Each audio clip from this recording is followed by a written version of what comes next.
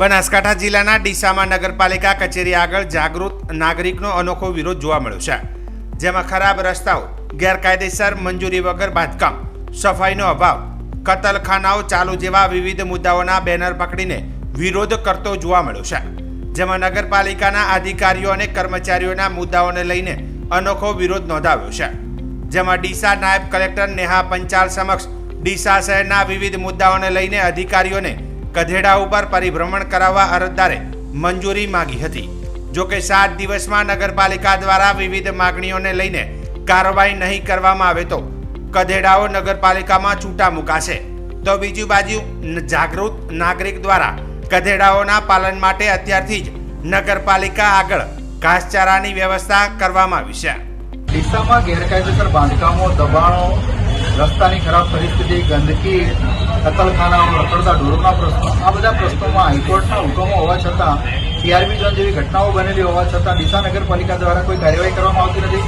આડેધડ ગેરકાયદેસર બાંધકામો ડીસા નગરપાલિકાના જવાબદાર અધિકારીઓની રહેમ નજર નીચે કરવામાં આવે છે.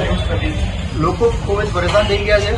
આ પરિસ્થિતિમાં વારંવારની રજૂઆતો છતાં ડીસા નગરપાલિકા દ્વારા કોઈ પગલાં ભરાવવામાં આવતા ન હોય, નાયબ કલેક્ટરશ્રી પાસે આ ડીસા નગરપાલિકાના કર્મચારીઓ અને અધિકારીઓ જે જવાબદાર છે આ પરિસ્થિતિ માટે, એમને પૂરા ડીસા શહેરમાં ફેરવી અને ડીસા શહેરની પરિસ્થિતિ ગધેડા ઉપર બેસાડીને બતાવવા માટે અમે પરવાનગી માંગેલી છે. અને આ જે ગેરકાયદેસર કામો થઈ રહ્યા છે એ અટકાવવાની જેની જવાબદારી છે એ પોતે અટકાવતા નથી. એના પરિણામે એમની જવાબદારી નક્કી કરી એમની સામે પણ સરકારમાંથી કાર્યવાહી થાય એવી માગણી સાથે અમે ધરણાની પણ મંજૂરી માંગેલી છે. અને એ મંજૂરી મળશે એટલે અમે અહીંયા ધરણા કરશું અને ગધરભૂમ પર જવાબદાર અધિકારીઓને વિનંતી કરશું કે નગરમાં પરિભ્રમણ કરે અને પરિસ્થિતિ જુએ. નગરપાલિકાની સામાન્ય સભામાં સ્ટાફની ભરતી અંગે પ્રકરણ પણ લેવામાં આવ્યું છે.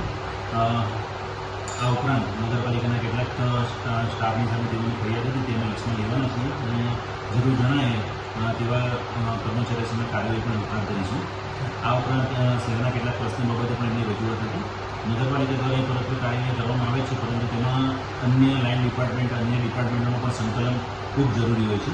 આ વિશે પણ નગરપાલિકા દ્વારા એમને પણ કહેવામાં આવેલું છે અને અન્ય ડિપાર્ટમેન્ટની સહાય પણ મેળવવામાં આવી રહી છે. અને નગરપાલિકાના જે વિષયો જણાવેલા છે એ વિષયો પર ચોક્કસપણે કાર્યવાહી કરશે તેમ તેઓને જણાવવામાં આવ્યું છે.